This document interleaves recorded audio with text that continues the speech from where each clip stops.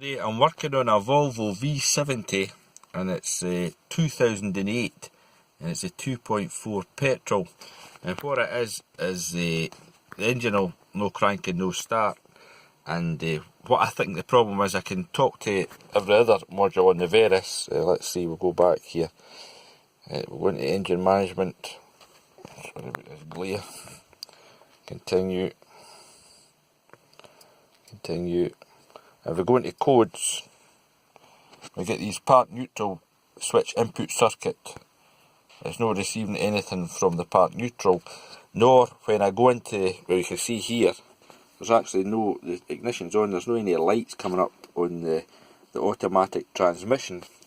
So when I try to go into, let me see, if I go into transmission on the Veris, I've even tried it on the Autel, it will not communicate. So to me there seems to be, let me see, requesting ECU and nothing comes up. But to me the module down for the automatic transmission is powered down or faulty or whatever. I've checked the fuses they all seem to be good. So if anybody's came across anything like this before, it's on a Volvo V70.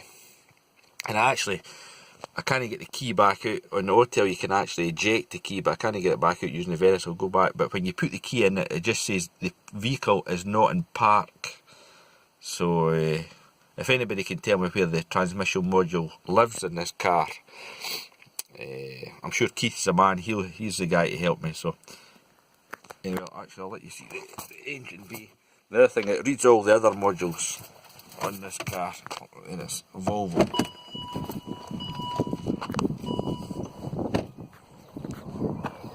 There it's there. Let's see the back of it.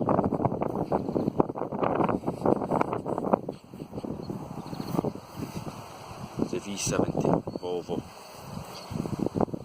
So if anybody can help, that'd be great. Cheers.